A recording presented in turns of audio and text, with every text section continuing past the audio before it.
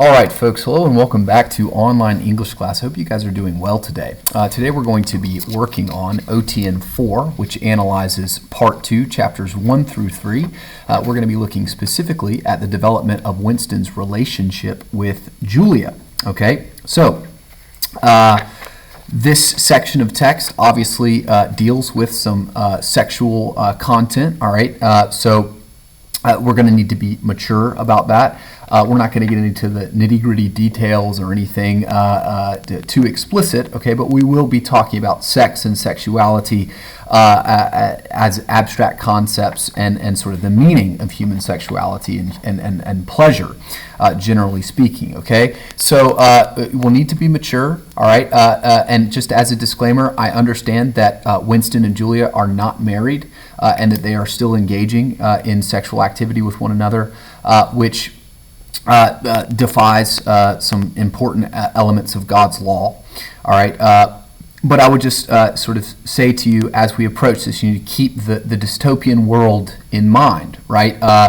The Orwell is sort of using the fact that Winston and Julia couldn't be married if they wanted to, right? Even though they apparently love one another and delight in one another and want to have a relationship with one another, they cannot do so in a way that actually reflects perhaps yours or my value system, because the party inhibits individuals from acting according to their own value systems. All right, they must rather completely unconsciously submit to the value system imposed upon them by the party.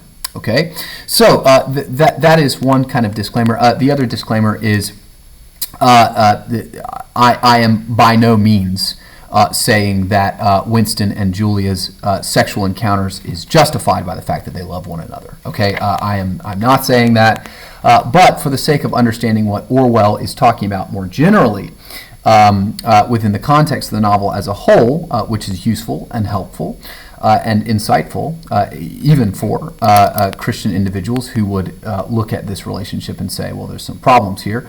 For the sake of doing that well, just stick with me, be patient, and be mature. Okay?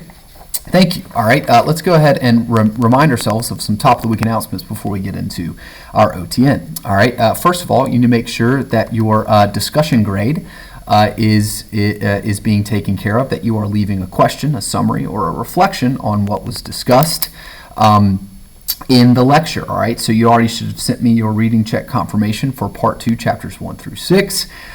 We are going to be finishing Part 1 throughout the course of the week. You need to be making sure that that is complete and that your reading check for next Monday is ready to go. Aside from that, make sure your OTNs are getting completed as we complete them in class and that you are continuing your work on your Quarter 4 essay.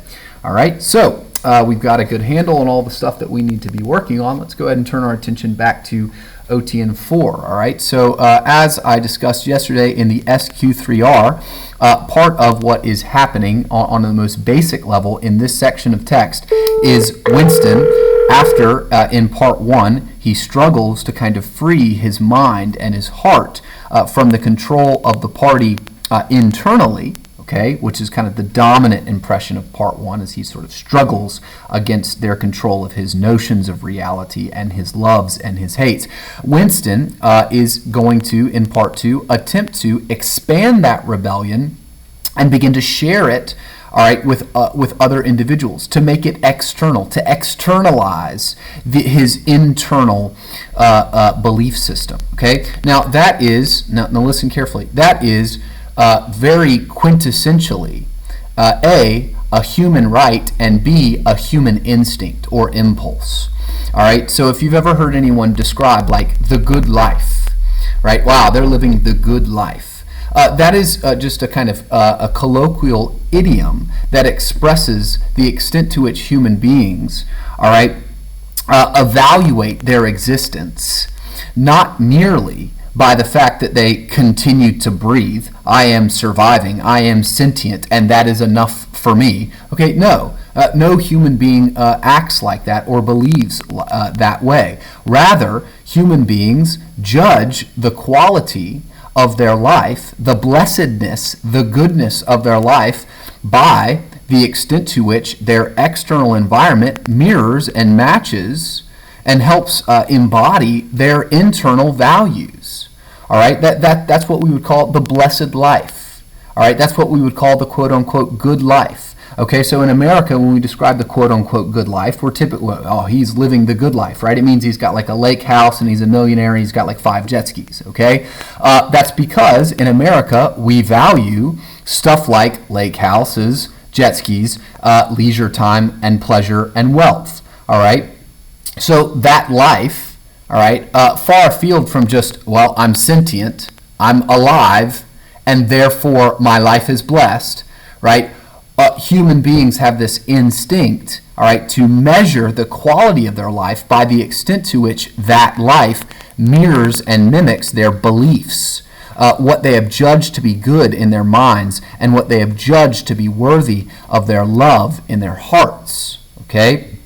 And that's actually a good thing, all right? The fact that human beings were created to pursue the blessed life is something that is inborn in humanity and designed in humanity to make human beings pursue the kind of life, the kind of existence they were created for. Now, from a Christian perspective, we would say, and that is satisfied, one's life becomes blessed, all right, as one reconciles themselves with their Creator and worships their God and enjoys Him and glorifies Him. That's what it means to live the blessed life. Well, of course, there are other individuals who can establish a different definition of the good. But the more fundamental right at stake here, the more fundamental element of the human being at stake here is that human being's fundamental right to attempt to externalize, all right, their inward belief systems and value systems. All right, in the Declaration of Independence, Thomas Jefferson calls this your fundamental right to, quote, pursue happiness. That is at the heart of something that a human being has an inalienable right to. Okay, all right. So Winston is trying to reclaim that inalienable right. Okay, he's trying to reclaim that element of himself, all right, by externalizing his rebellion. Okay, so the Orwell develops these impressions in a kind of variety of ways, and we're going to talk about a couple of them in this OTN. All right, so Winston's rebellion really begins to expand and grow whenever he develops his relationship with Julia. Okay, so if we turn to page 107, all right, we get this scene, all right, in which Winston is sitting at work. He's having a fine day. Well, not a really fine day. He's having sort of a normally, desperately dystopian, terrible day. He walks to the men's room because he's got to go to the bathroom, and he runs into Julia, all right, who apparently had run into him on purpose, and she slips a piece of paper into his hands. Okay. Now, Winston can't read the paper right away. Okay, he's got to be really discreet, like you passing notes in class, lest your teacher grab it and read it. All right, and what does the note say? It simply says 3 words: I love you. Okay. Now, obviously, if you're a thoughtful kind of person, you probably would say, well, how does Julia really love Winston? Is that actually true? Is that the right word for that experience? Well, kind of yes and kind of no. Okay, obviously, Julia doesn't know Winston enough to sort of make such a weighty claim as I love you, but the purpose of Julia's note, all right, the purpose of Julia claiming to love Winston is to illustrate to him that she, like he, all right, or she, like him, is free from the internal domination of the party, okay, that she is intellectually and spiritually free, which enables her to make statements like, I love not only who the party tells me to love, right, but whoever I decide to love according to my own volition, right? I love you, okay?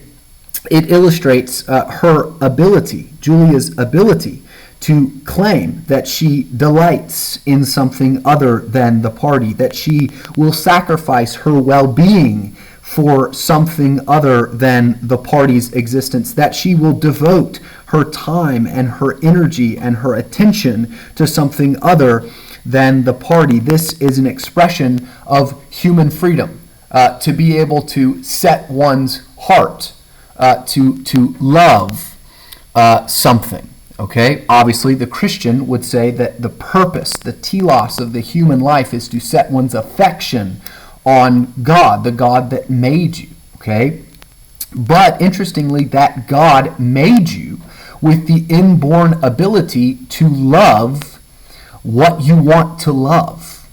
All right, and your heart, you are capable of setting your heart on things, devoting your life to things. All right, and then living in such a way that reflects that devotion. That is an expression of freedom.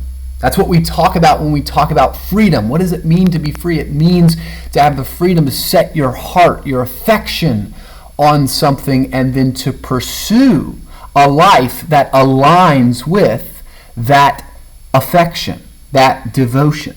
All right? So, furthermore, this articulation, I love you, is also a threat to the party, okay? Because not only is Julia saying, I love anything other than Big Brother, right? She could say, I love delicious cheeseburgers, right? And if the party had stated that loving delicious cheeseburgers was antithetical to what a party member should do, then that would be a thought crime. Because loving anything other than what the party says that you can and should love is a conscientious rejection of their totalitarian power. But Julia doesn't say she loves cheeseburgers. She says she loves you. She says she loves Winston. She says she loves another human being. Okay? And love, in that sense, is something that binds people together. Like I said, it makes... It's this force, it's this crazy force that human beings understand intuitively, instinctually, that binds lovers together. And from lovers, we get families.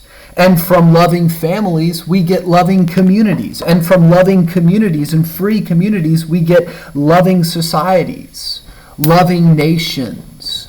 All right, and so a relationship that is bound together, two individuals, I and a you, bound together by love, all right, is the great seedling of a threat to the party's control, and all right, the first expression of outward expression of Winston's inward rebellion. All right, his personal rebellion has gone from I to you. All right, it has become, in that sense, social. Right? It's become communal. And that is a grave threat to the party whose end goal is, or one of their major goals is to maintain control of the community, the society that they are over. And they understand that in order to do so, they need to keep I and you apart. Okay? This is an act of overt rebellion. Right, and this rebellion becomes even more intense, even more self-consciously expressed and self-consciously incarnated when Julie and Winston go to the quote-unquote golden country. Okay, so let's talk about this golden country, which is the place where Julie and Winston go and make love to one another. Okay, they begin their affair, they begin their relationship, they incarnate that love for one another and their rebellion against the party externally. Okay, so the setting that takes place in is called the golden country. All right, well, golden is obviously a word that is associated with what? Value, gold. All right, here at the golden country, right, Winston and Julia go, okay, this place where of riches, of wealth, right? And obviously riches and wealth are concepts that are not always directly connected to the amount of money in one's bank account, but rather the way that we measure a plenteous or wealthy life is the extent to which one's life matches and mimics and gives them access to the things that they value. All right. For example, I'm not a very rich. I don't have a lot of money, but I consider myself a very wealthy individual, a very blessed individual. All the things that I value most, all right, I have access to on a daily basis. The things that I love most, I have access to on a daily basis. I get to teach books, all right. I get to hang out with my dog and my wife and do what we want when we want. All right, we've got a child on the way, which is something that we want and have been, and wanted for a while. We've been blessed with that, right? I have parents that are loving and kind to me. All right, I've got a house. I've got a pool that's kind of annoying to take care of, but nice to get in after I get done like working out or running or something. All right, I've got like all of these things that are golden, that are blessed, that make me a wealthy person. Okay. And in that same way, when Winston and Julia go to the, quote, golden country, they're going to a place where they're going to experience a kind of blessedness, all right? A kind of wealthy, a rich, a glistening life, okay? And now, significantly, back on page 30, okay? So page 2 is when we begin to get our description, or sorry, chapter 2, page 117 is when we begin to get our descriptions of the golden country. But, all right, we've already heard about this place one time before in Winston's dreams on page 30. And Winston's dreams are beginning to come true, which is kind of weird, all right? He's dreaming of this place called the golden country. All right, and he imagines a dark-haired girl coming toward him across the field. Okay, and she sort of she strips her clothing off, right? Which, okay, is obviously kind of sexual in its nature, but it's also an illustration of this kind of longing for an Eden-like pre-fall world that is as it ought to be, a world that is authentically blessed, that is organically harmonious. Okay, a world that is not broken but redeemed. Okay, a world where the shame and stain of sin is sort of stripped away, and goodness, life, intimacy, pleasure, delight is what is left. He wakes up with the word Shakespeare on his lips, okay, a kind of an expression of human beauty or blessedness, okay. For me, Shakespeare is certainly a part of my understanding of the blessed life, okay. So, in other words, the fact that that Winston's been dreaming about this indicates, okay, what? Well, where do your dreams come from? Your unconscious longings.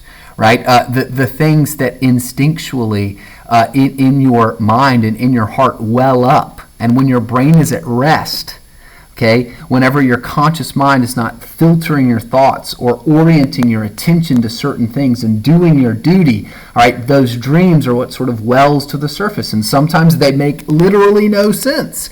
And sometimes they make a great deal of sense.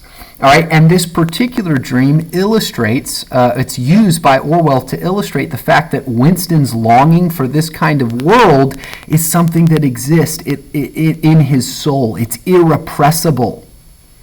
Okay? It's a part of his humanity that even though he's been brainwashed and oppressed for decades by the party, that it still bubbles out of him. It exudes out of him. It exudes out of his spirit, out of his mind, and into his dreams. And those dreams are now coming true, which means something even more kind of weird, right? Is there some kind of supernatural, transcendent, sort of prophetic, spiritual thing at work here as Winston attempts to reclaim his spirit, his heart, and his mind from the party? Are these prophetic dreams given to him by some kind of external supernatural source that is sort of helping him reclaim his soul? Well, at the beginning of chapter 2 of part 2, it would seem, all right, that Winston should take great hope in his rebellion. He is getting connected back to this Eden-like golden country, right? Where there's pools of gold wherever the boughs parted. Under the trees to the left of them, the ground was misty with bluebells. Okay, just flowers are in bloom. The air seemed to kiss one's skin. It was the 2nd of May, so the spring season. All right, typically just associated with beauty.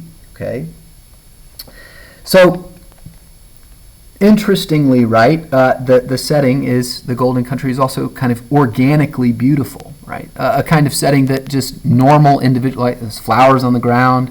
It's a perfect, a kind of day that we would describe as what? A beautiful day. Wow! What a great day! What a beautiful day! Well, that kind of statement, to call this kind of day beautiful, is simply a reflection that human beings are naturally attracted to things that are living, pleasant, and well-ordered.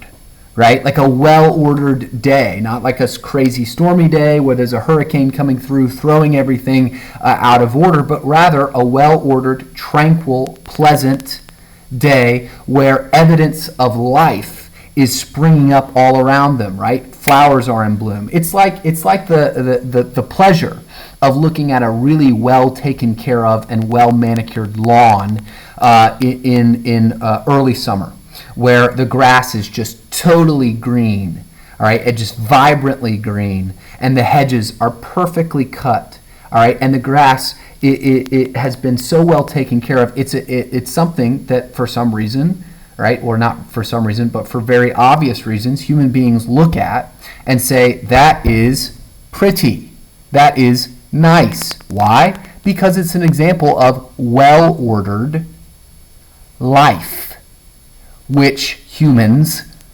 like, right?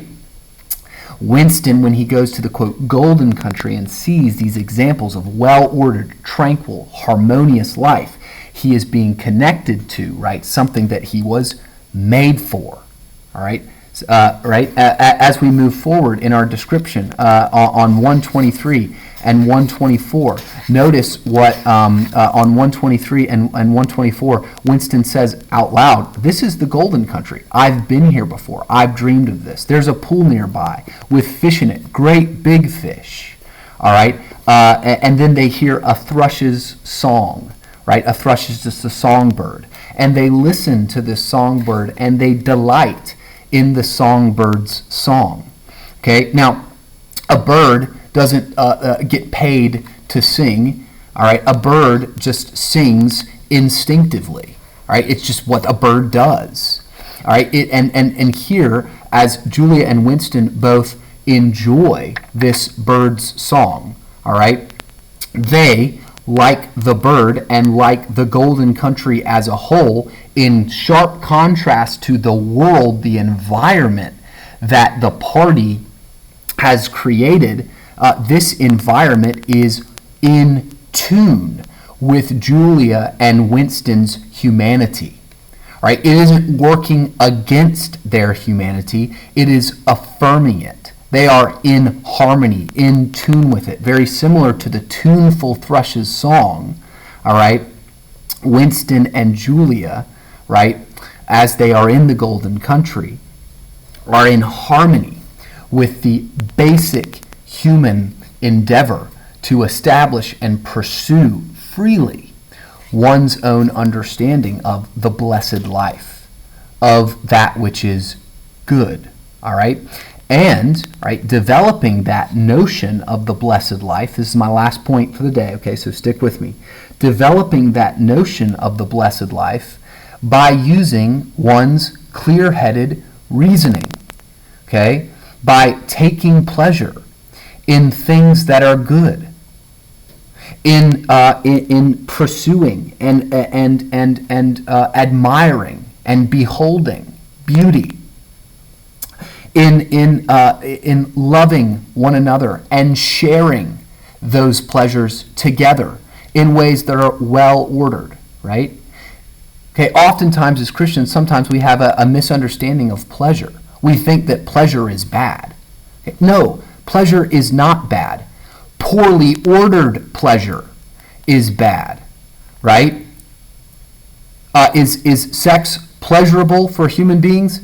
Yes. Okay, it is, right? Does that mean that it is inherently bad? No, right? Well-ordered sexuality leads to life, flourishing, love. Well-ordered sexuality is good. Okay? Just like is meth bad? Does it give you pleasure? Yes, it floods your brain with dopamine, which is the chemical that makes you feel pleasant, all right, or euphoria. No, meth is bad. Why? Because it is a poorly ordered pleasure. The ability to distinguish between those two kinds of pleasures, the ability to say that sex inside of marriage is great, it's good, it should be pursued. Sex outside of marriage, if you're a Christian and not living in Oceania, is bad because it leads to unstable kinds of family environments. It leads to relationships that become overly serious without a really serious covenant commitment. Okay? That kind of reasoning through well-ordered pleasures and then developing a life and a value system in response to that analysis is part of what it means to be a sentient human creature. And here, Winston and Julia are experiencing an environment and sharing together in experiences that reflect that basic core human right, something that you were made to do. Okay? Pursue the blessed life according to, right, your freely constructed understanding of that which is blessed. Okay? Now, obviously, that's a little that it grows complex on how you define what is good, but this very basic, right? This very basic expression of Julia and Winston pursuing the good, pursuing pleasure, incarnating love, making love, is an expression of or an example of their external freedom that matches their internal liberty. Okay? So what is the final significance of Julia and Winston's interactions in these scenes? Well, essentially, they take pleasure in loving one another. Okay? And Winston calls this a political act, a blow against the party. All right? Why? Because it's a reflection of Winston and Julia's rejection of the party's irrational attitude toward pleasure. Okay? Their rejection, the party's rejection of Winston and Julia's basic human rights to establish that which is good according to their own observations of their environment and to pursue a life that reflects that definition of the good. Okay? So, that concludes our analysis of the significance of Winston and Julia's interactions in chapters 1 through 3, all right, where their relationship begins to develop. Hope you guys have a great day.